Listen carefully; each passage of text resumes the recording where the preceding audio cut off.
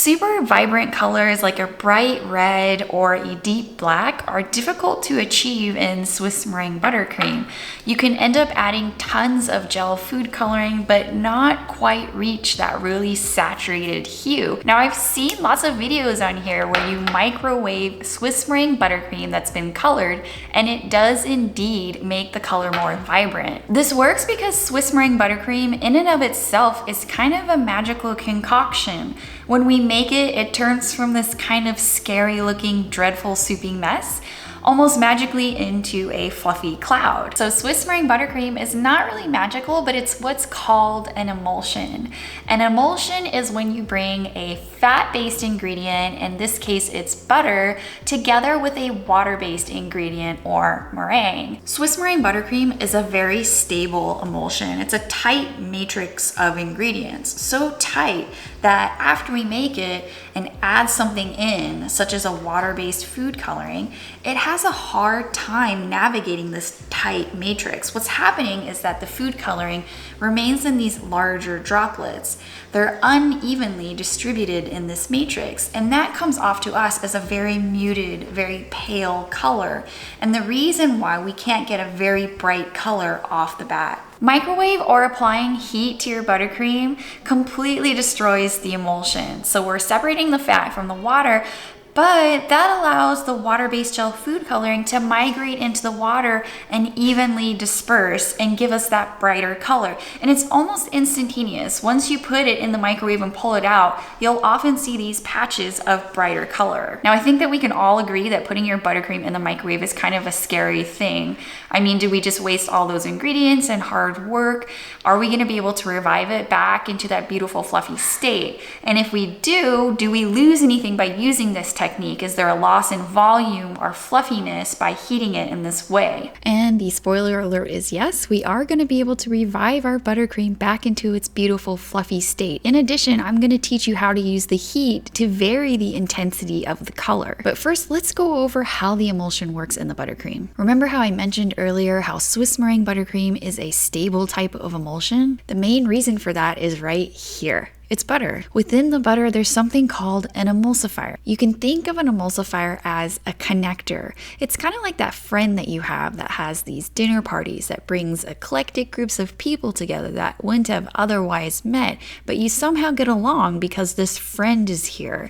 In the United States, butter contains about 80% fat and 15% water and 5% other things like proteins and salts. So the 80% fat, in that fat, that's where our emulsifier is. If you try to add cold butter to your Swiss meringue buttercream, you're not giving access to the emulsifiers that are located in the fat. It's simply too hard. They're contained inside. That's why we have to add room temperature butter.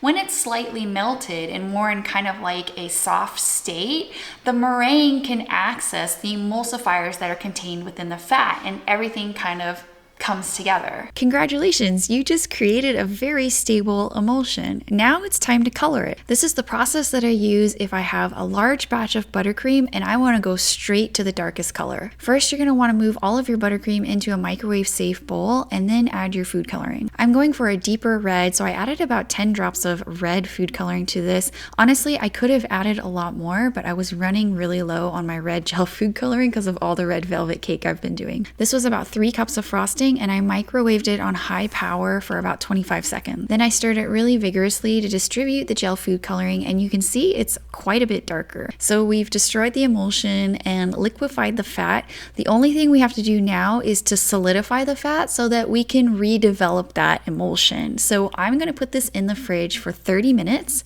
and then re-whip it on my stand mixer. Remember that Swiss meringue buttercream is all about getting the temperature of the butter right. So if you see lumps like this, those are little bits of butter that haven't reached the correct temperature. We can't access the emulsifier in that butter yet, but once it's nice and soft and we can get that emulsifier loose, everything will come together. So we have a lovely, vibrant buttercream, but what about that question that we posed earlier? Is there any fluffiness or volume loss when we heat treat our buttercream in this way? And here's what I found. The volume loss is really negligible. The one on the left is a buttercream buttercream that wasn't colored or microwaved in any way. The one on the right was the one that I just made. I used a scale for all my ingredients and a timer for my method, and there was a slight weight difference due to the frosting loss from transferring the red to so many bowls. So I would conclude that the frosting loss is negligible, and the reason is because I have not yet prepared the one on the left for frosting anything yet. Meaning that before I actually put it on the cake, I will put this in my mixer for about 20 minutes to quote unquote get all of the air out. The red one on the right probably has all the air already knocked out because of the heating process. So in the end, they probably may be exactly the same. Now this last tip I'm going to show you is actually a really cool part of this technique, and it's how to tailor the intensity of the color using heat.